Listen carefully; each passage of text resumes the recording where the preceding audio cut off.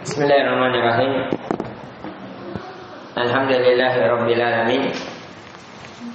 Wassalatu wassalamu ala Rasulillah wa ba'd. Allahumma anfa'na bima 'allamtana wa 'allimna ma yanfa'una wa zidna ilman. Assalamualaikum warahmatullahi wabarakatuh. Alhamdulillah, kita kembali memuji dan mengagungkan Allah Subhanahu wa taala yang menakdirkan kita dalam ketaatan, berjumpa dalam kebaikan,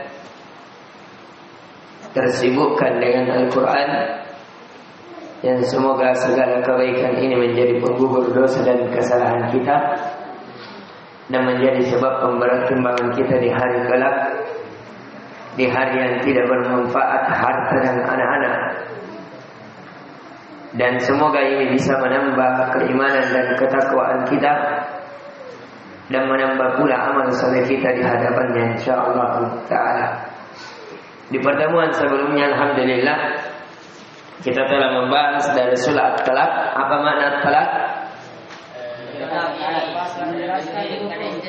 Apa makna At-Talaq? Artinya talak. Talak. Ya. Maknanya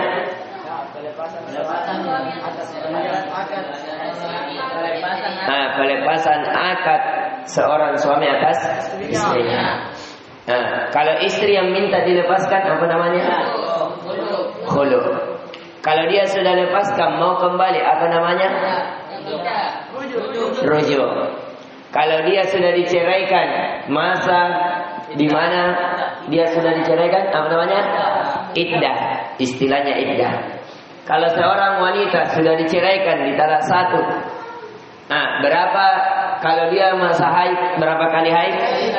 3 kali haid. Kalau sudah tidak haid, orang tua sudah tidak ada lagi darah haidnya, 3 bulan. Tapi kalau dia dalam keadaan hamil, sampai dia melahirkan. Kalau dia misalnya dalam keadaan hamil, diceraikan, ya, sah perceraian itu, ya, sampai masanya selesai. Setelah melahirkan ternyata belum rujuk, ya, maka seorang istri pada saat itu apa? Berarti sudah masuk dalam talak bain namanya. Talak yang seseorang wajib menikahinya lagi kalau ingin menggaulinya. Kenapa? Karena masa iddah sudah habis. Tapi anak siapa yang bertanggung jawab nafkahnya? Bapak. Pada saat istri diceraikan, apakah wajib juga nafkahnya atas suami atau tidak? Tidak. Bukan masa cerai itu tadi masa iddah. Masa apa? Habis masa iddahnya. Tapi ini masa perceraiannya. Apakah wajib menafkahi?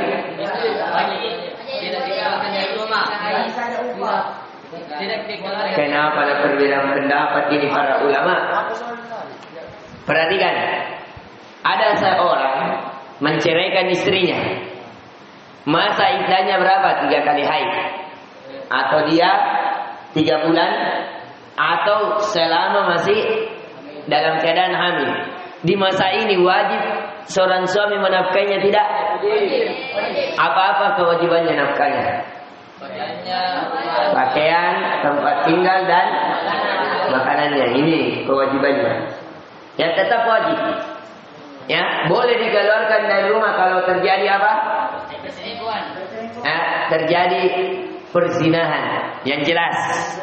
Bukan nak bilang temanku, nak lihat temanku, tidak. Betul-betul dia lihat, ya, timba masuk ke dalam sumurnya. Bukan hanya melihat sendalnya di hotel atau pakaiannya di hotel, apalagi hanya kila-wakila, tidak.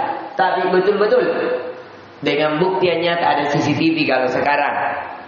Betul-betul apa? Ada CCTV, ada video, ada foto. Ya, dan itu sudah diselidiki fotonya, bukan editan. Karena bisa juga diedit. Ya, makanya perselisihan masalah ini sekali lagi, seorang ustadz walaupun ustadz besar tidak boleh memutuskan perselisihan selain seorang hakim. Masalah begini, masalah sengketa tanah, masalah perceraian, masalah akad nikah, Ya, tidak boleh seorang ustadz memutuskan. Harus kembali ke mana? Ke hakim atau yang diwakilkan. Ya, karena ada juga orang misalnya sudah kecelakaan, sudah hamil di luar nikah, datang ke ustadz, mau menikah ini. Qadarullah sudah tidak sengaja keluar di dalam dia begini. Tetap tidak bisa, ustadz tidak bisa. Saya pernah ditawari begitu. Ada orang mau bayar saya nikahkan dia. Sudah sepakat. Laki-laki dan perempuan datang ke rumah. Saya bilang haram. Bahkan mau kos di rumah bilang haram, tidak bisa. Ya tidak boleh, tidak halal. Kenapa? Karena tidak ada walinya. Ya banyak ada ustaz juga begitu. Ada ustaz naudzubillah dia menjual ayat-ayat Allah. Dia menikahkan seseorang apa? Tidak di atas apa? Tidak ada walinya, tidak boleh. La nikaha illa biwali. Tidak ada pernikahan kecuali dengan wali, harus ada walinya. Entah itu wali bapaknya atau wali hakim sebagai pengganti bapaknya. Ya. Ini. Kemudian di pelajaran kemarin juga kita sudah jelaskan tentang beberapa buah dari ketakwaan. Apa buah dari ketakwaan? Yang pertama, dimudahkan segala urusannya. Yang kedua, diberikan rezeki dari arah yang dia sangka. Diampuni dosa-dosanya. Allah akan mencukupkannya. Diberikan pahala yang besar. Hidupnya dimudahkan, diberikan surga.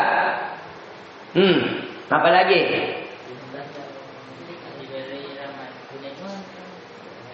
Ya, itu diantara apa? Apa? Diberikan ketenangan.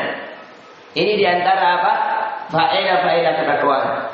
Dan diantara indahnya Allah memasukkan faedah ketakwaan, nasihat ketakwaan di dalam perceraian, karena masalah bercerai ini hidup paling susah. Ya, orang kalau biasanya dalam perceraian itu menunjukkan hidupnya dalam keadaan sempit. Ya, pernah saya rasakan begini juga. Ya, saya disuruh tinggal di kampung istri, saya mau pergi kuliah. Hanya terjadi pelisiran sampai saya dengan istri itu 1 tahun tidak sama. Itu berat sekali. Dan istri saya itu menangis sampai kurus. Dahulunya itu 50 kiloan lebih menjadi 35 kilo karena memikirkan mau ikut suami atau mau ikut orang tua. Tapi alhamdulillah saya juga begitu, kurus sekali. Akhirnya saya pergi ke Jakarta kerja. Itu hari saya mau kerja di kerajaan Saudi. Ini berat. Yang berat itu berpisah. Bagaimana kalau orang saling mencintai baru dipisahkan? Kira-kira bagaimana? Orang kalau saling mencintai ketemu, bagaimana senangnya? Ya senang sekali, lumpat-lumpat bagaikan kayak ikan baru lihat air. Begitu itu kalau ada orang yang saling mencintai kemudian ketemu dalam pernikahan. Pokoknya bagaikan ikan apa? Baru dikasih air, kandak-kandak. Ya, apalagi kalau orang yang sudah saling mencintai kemudian dipisahkan. Begitu juga. Ya. Maka dari itu apa? Allah tegaskan bahwasanya untuk keluar dari kesempitan itu, kesusahan itu, terkadang orang kalau bercerai masalah apa? Masalah karena ekonomi. Allah janjikan dengan ketakwaan diberikan rezeki dari Allah yang tidak disangka. Biasa orang terjadi perceraian karena apa? Ada kesempitan. Sehingga Allah janjikan dengan ketakwaan Allah kasih kelapangan. Biasa orang bercerai karena apa? Karena tidak ada ketenangan. Malas ketenangan sama dia. Pokoknya gelisah rasaku. Dengan ketakwaan Allah janji apa? Ketenangan. Maka sekali lagi saya ingatkan antum belajar di pondok. Ya, saya makan berat. Mau menikahkan orang, mau minta dinikahkan, mau carikan jodoh kalau bukan orang yang belajar. Saya tidak pernah kasih jodoh orang yang tidak belajar. Ya, semua orang yang saya nikahkan sudah puluhan. Saya orang temani pergi menikah. Ya, semuanya wajibnya saya harus sholat 5 waktu. Harus Minimal sholat rawatibnya terjaga, sholat witirnya terjaga, akhlaknya bagus, baru bisa direkomendasikan untuk apa? Dinikahkan. Ya, maka dari itu sekali lagi, dan kalau antum punya ketakwaan, ya, antum bukan antum yang melamar, antum dilamar. Ya, wallahi saya jadi saksi. Berapa banyak teman-teman itu tidak ada uangnya biar 1%, tapi dia dilamar. Termasuk saya. Saya waktu menikah tidak ada uangku biar 1.000. Ya, bayangkan. Semuanya ditanggung sampai istri saya. Bayangkan. Ya, semuanya. Ini keuntungan. Kenapa? Karena saya dapat orang kaya. Ya, punya usaha, punya ruko, punya uang tabungan. Alasannya utang. Ternyata setelah menikah sudah dirancangi, sudah dibuka amplop. Saya bilang ambil semua mini, potong utangku. Dan masa suami istri utang. Akhirnya semuanya lunas. Tidak ada yang utang. Nah ini ya. Jadi ini yang kita ingatkan. Antum belajar, antum belajar. Ya, kalau antum punya ketakwaan, rezeki akan masuk dari arah yang tidak disangka. Antum buat apa pergi cari sekolah tinggi-tinggi? Ya, kalau antum hilang agamanya, tidak terjaga agamanya, tidak terjaga ketakwaannya, tidak usah. Itu rezeki akan menyempit. Tapi kalau antum punya ketakwaan, rezeki akan datang kepada antum dari arah yang tidak disangka. Coba lihat guru-guru kita dulu sulit. Coba lihat Ustaz Ubaid. Ya, mobil yang dia pakai itu miliaran. Itu dari mana? Dikasih sama orang. Pergi ceramah di tempat yang jauh, ternyata di jalan mobilnya kayak mau tak bakar. Ditahu sama yang mau pergi, kenapa Ustaz? Mohon maaf ini saya agak terlambat, mobilku rusak di jalan. Oh, tidak apa-apa Ustaz, pakai saja. Nanti di sini ada mobil yang saya tidak pakai, ternyata mobilnya Free Fire. Free Fire itu hampir 1 miliar. Dikasih saja. Ya. Dia mau bikin pesantren, ada muridnya yang dia selalu ajar. Apa ngajarkan ini? Cuma belajar nahwu. Tapi karena laku tanahnya di IKN, akhirnya dibelikan tanah di sana.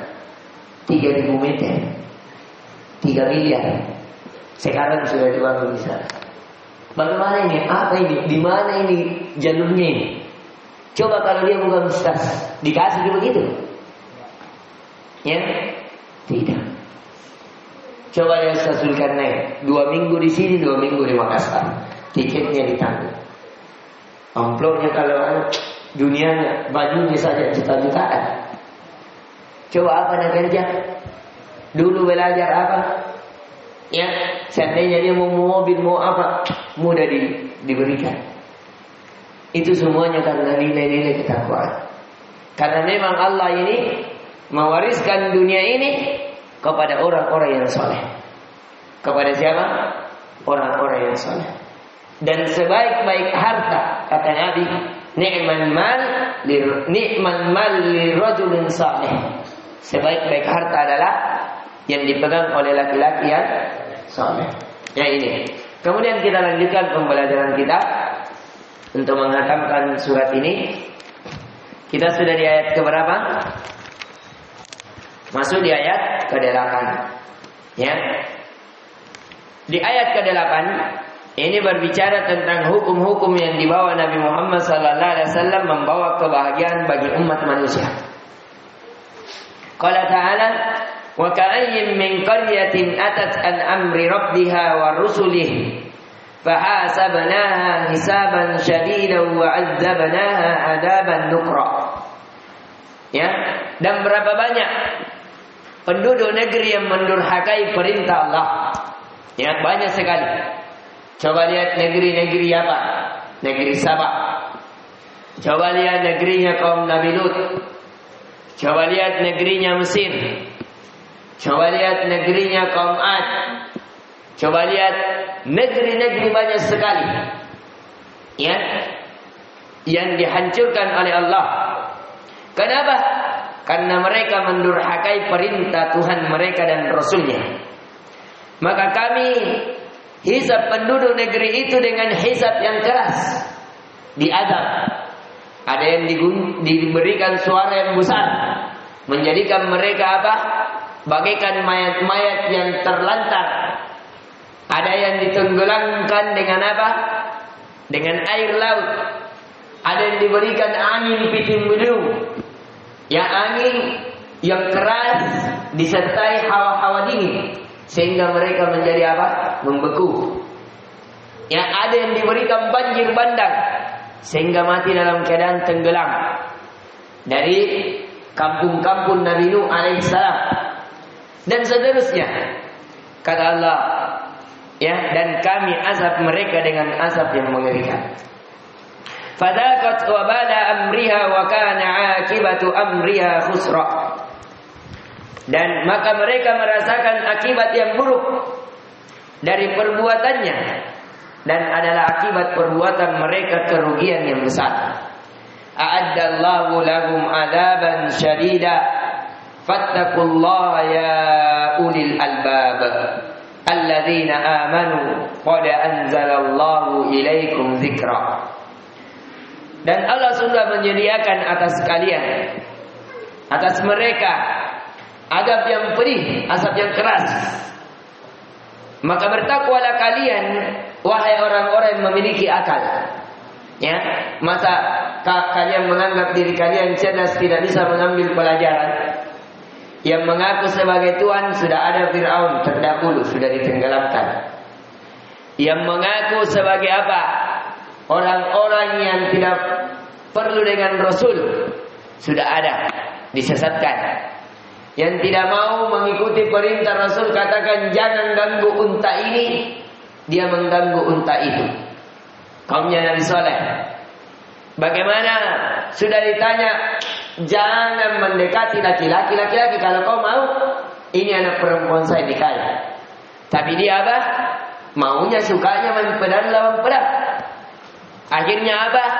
Dibanting, yang dimana tanahnya di atas menjadi di bawah, yang di bawah menjadi di atas. Gara-gara apa? Ya, mengikuti hawa nafsu. Ya, sedangkan hewan saja, sapi saja, kambing saja, tidak ada kambing jantan suka dengan kambing jantan. Ya, tidak ada sapi betina suka dengan yang betina. Tapi manusia ada begitu. Ya, kenapa? Karena sudah dilindungi apa? Dengan hawa nafsunya. Maka dari itu berkata seorang ahli hikmah mengatakan,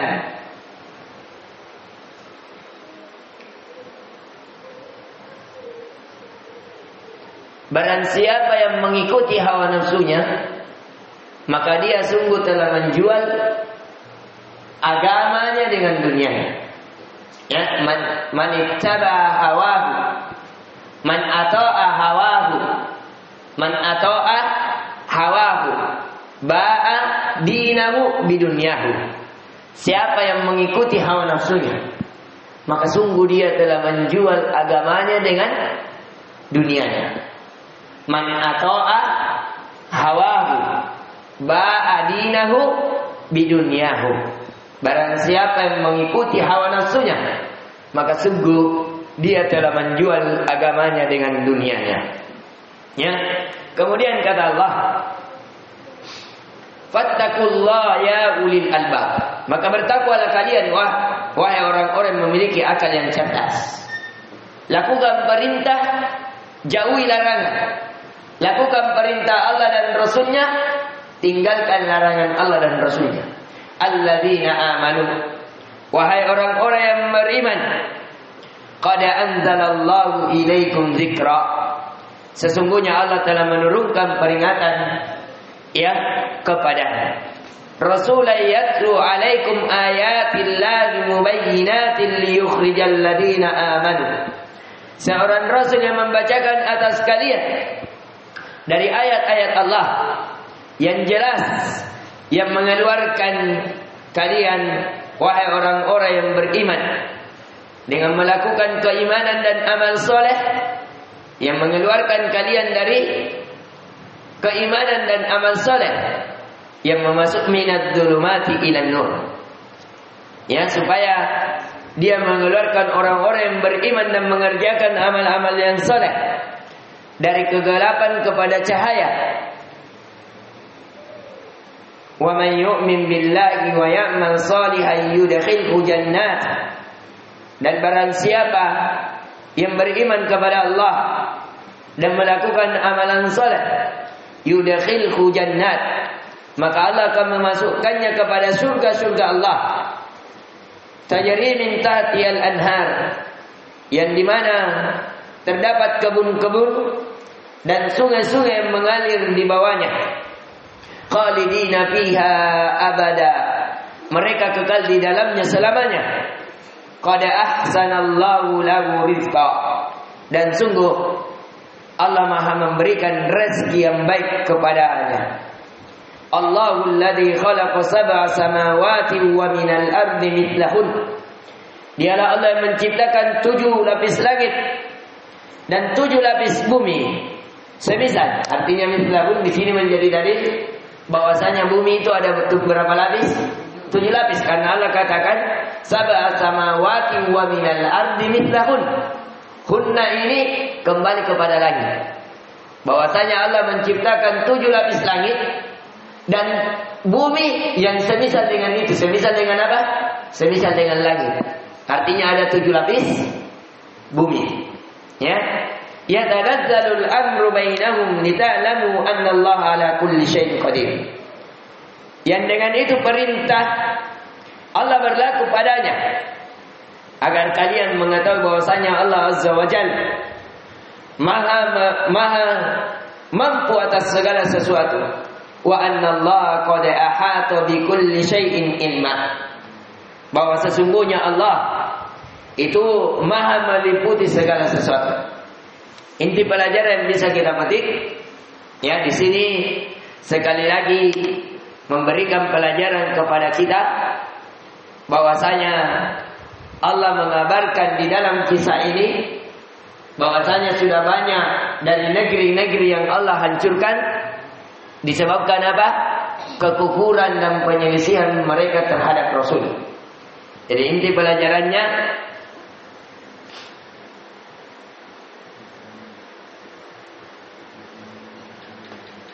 keimanan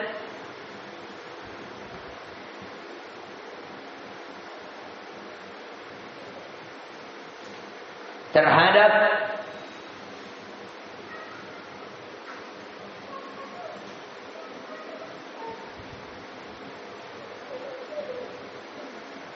kemampuan Allah,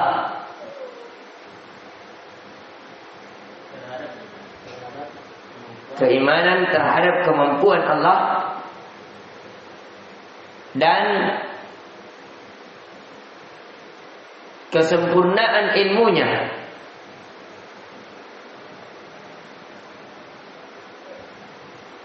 atas segala sesuatu, ilmunya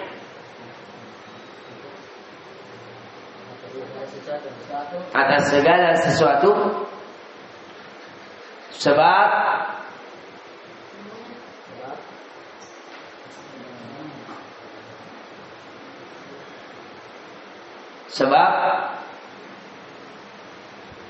keridhaan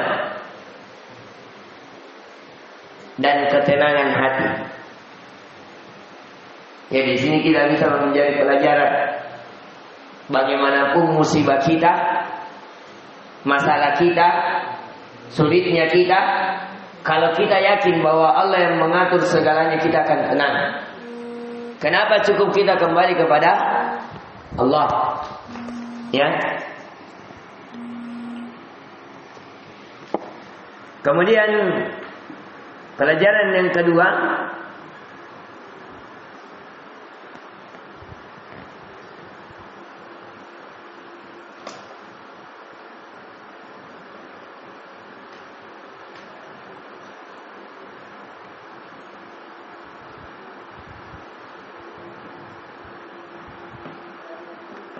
keimanan dan amal soleh. Keimanan dan amal soleh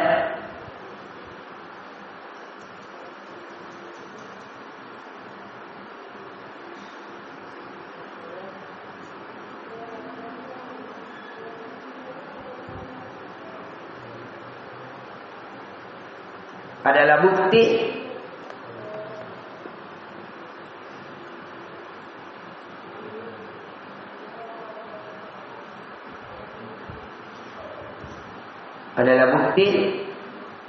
ketaatan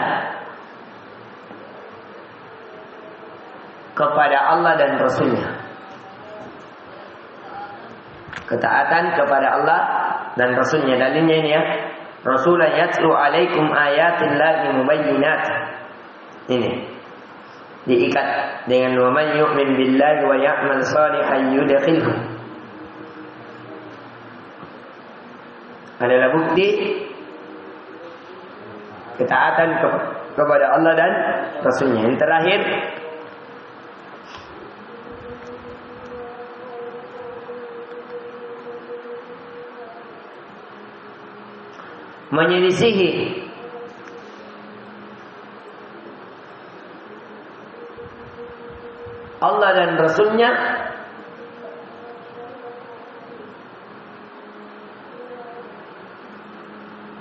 menyelisihi Allah dan Rasulnya adalah pokok kebinasaan.